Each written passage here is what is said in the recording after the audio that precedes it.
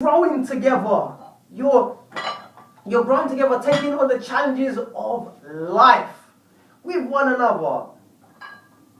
If you're taking on the challenge of life by yourself, it's hard, but if you've got that support, if you've got someone who's got your back, it's more pleasant. It makes things a lot more easier because they're covering your back. They're covering the areas in your life where you need help the most.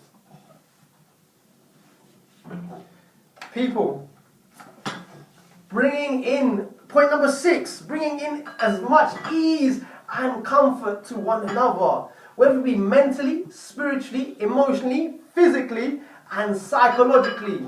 You're bringing comfort, you're bringing ease to one another's lives, to one another's situation.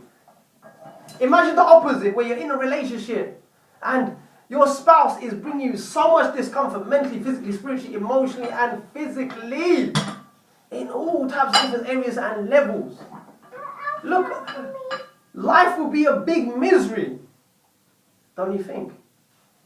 Now check this out. Being in love with one another. Point number 7, through acts of kindness, respect, commitment, sacrifice, loyalty, and truthfulness. Through a lifetime of willingness to improve the relationship. You can only get that sort of thing if both parties, spouses, have made that commitment to improve. You will get that respect, you'll get that loyalty, you'll get that commitment, you'll get that truthfulness. And that's the thing, that's what a girlfriend and boyfriend relationship cannot provide you with.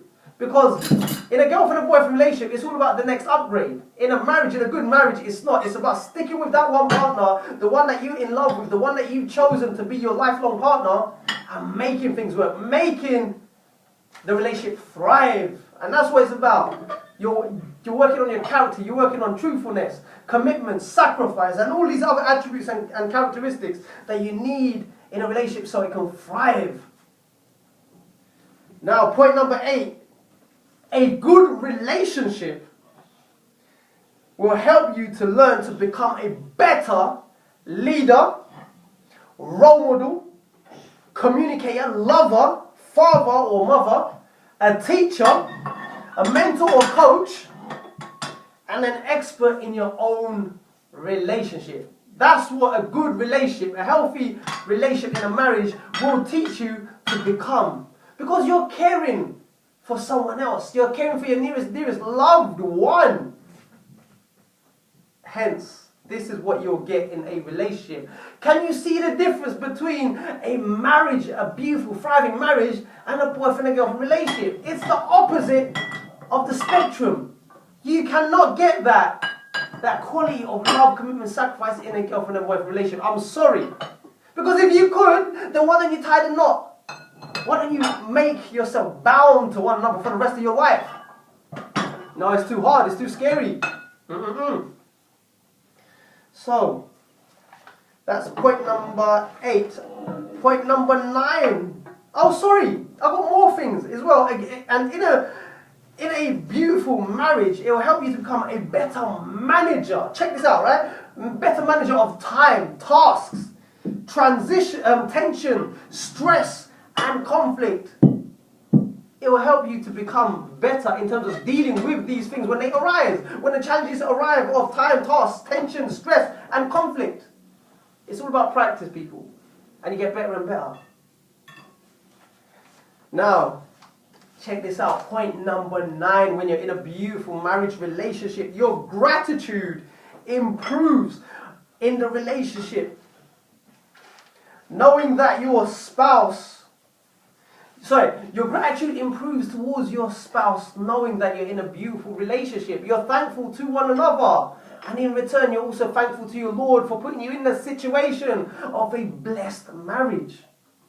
Your gratitude increases. When you're thankful to one another, do you know what that makes you do? It makes you appreciate one another, and it makes you want to do more things for your partner. Because they recognize the fact that being thankful is a form of empowering, and it's praising one another as well. And it's good for the heart, body, mind, and soul. It makes you want to give. It makes you more charitable in terms of giving, in terms of doing things for each other. And if you're not thankful and you're ungrateful, then what does that make you do? It makes you want to come apart, be apart from one another. That's what a child needs. A child always needs gratitude. It always needs to be taught and shown what gratitude is all about, so it can develop. And that's how confidence is built. People, let's go on to point number 10. In a good relationship, you learn how to open up and express your feelings towards your partner through trusting, especially if you're feeling angry and upset, sad and insecure and hurt. You name all these vulnerable emotions, you're able to open up and express them towards your partner, and you know that the fact that they will not take advantage of your weakness when you're at that time and place in your life in the relationship. You can trust your partner. You don't have to hold back your emotions. You don't have to hold back and think to yourself, hang on a second, if I open up my weakness, my partner's going to take advantage of me and they're going to ruin me. Now, if you're in a good relationship, that doesn't happen. Your partner will help you. Your partner will comfort you in a time of distress. And that, you can only get that through a built-up good relationship with your partner. And that requires work. All of these things that I'm going through and I'm mentioning requires work. And I'm living proof, personally, these are the things I'm bringing to your attention because these are the sort of things that I go through on a day-to-day basis with my spouse. Hence why I've constructed this video to bring to your attention that, yes, there is hope of a good relationship out there. Why don't you be one of those people? But to be one of those people, you have to work at it. That's like anything in life. And I've mentioned and I've talked about this previously. And I'm just reminding you, just in case if you've forgotten. And the other thing, point number 11, you enjoy each other's company. Moment by moment, you're cherishing and you're valuing each other, just being close with one another, doing things together. The more things you do together, the more blessed the relationship will become. The less you do things with one another, together that is, you can't build up a relationship, you cannot build up a bond. A bond is built up, a good solid foundation, a bond is built up by doing things together. You can apply that in so many areas and aspects of relationships, whether it be with work, whether it be just on a social level. The more things you do together, the stronger the bond, because you have shared experiences, you have shared interests. That's what it's about, people. Point number 10. You learn how to socialize better within your family. Now check this out. I think that this is quite an important point to bring to your attention. You learn better social skills. You may have social skills already, yes, which is all good, outside. But how about inside? Why become antisocial inside? There's so many families out there who are very sociable on the outside, but when it comes down to the inside, they don't talk to one another. They avoid one another. What's that all about? They go to, they'll either eat and then they'll just go off to their own room and zone out, space out, but not have a conversation, not try and socialize with one another. What's that about? And that also happens in marriage as well. You become antisocial, you don't even talk, you don't even have a light conversation, an interesting conversation, a deep conversation with one another. You're just too busy. So, a good relationship will teach you how to become better at socializing within the family. Now, where are we? We are at point number 13. Check this out. You have support from one another. When it comes down to your aspirations, your achievements, your goals and your dreams, you don't get mocked, you don't get ridiculed by your partner. Imagine that. Your partner's got your back. They're supporting you in whatever way that they can so you can fulfill your goals. When you get that type of support from your spouse, love increases. Because it's a shared interest.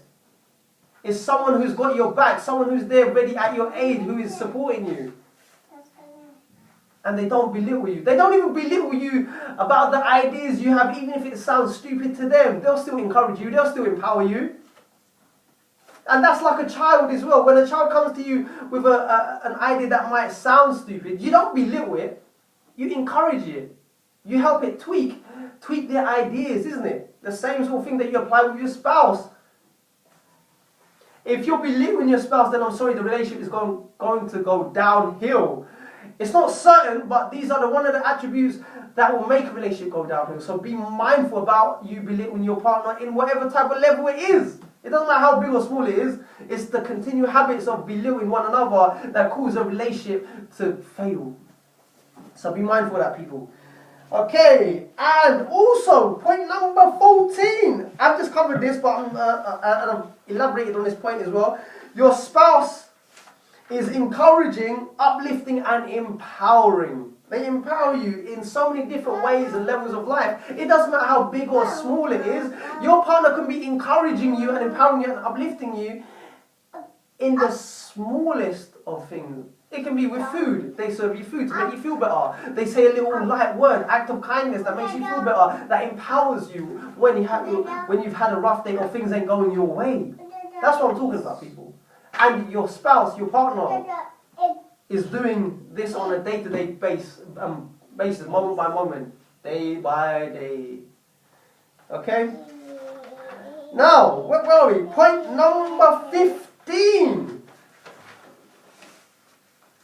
Your love increases for one another through sorting things out with good communication and affection. You ain't brushing things underneath the carpet when a challenging situation or conflict arises between both of you. I'll tell you what, from personal experiences, I've encountered so many of this in my relationship. At this point in my life with my spouse, both of us are in love with one another. And love is not something that fizzles out. It only fizzles out if you stop working at it. Love is a continual thing that requires effort.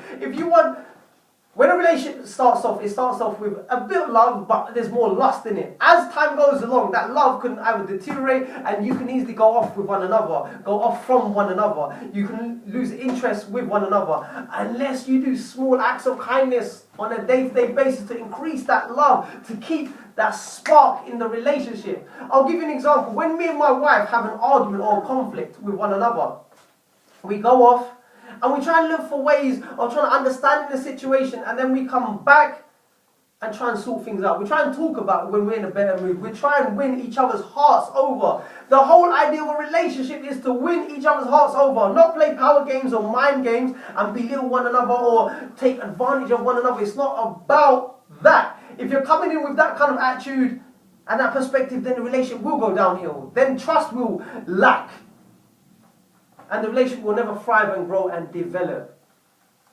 Now, let me tell you something, people. When you apply yourself, when you really try and win your partner's heart, and it has to be a two-way thing as well, or it just depends on who's less angry, then they have to initiate and make that step in order to win the partner over. The love increases so much.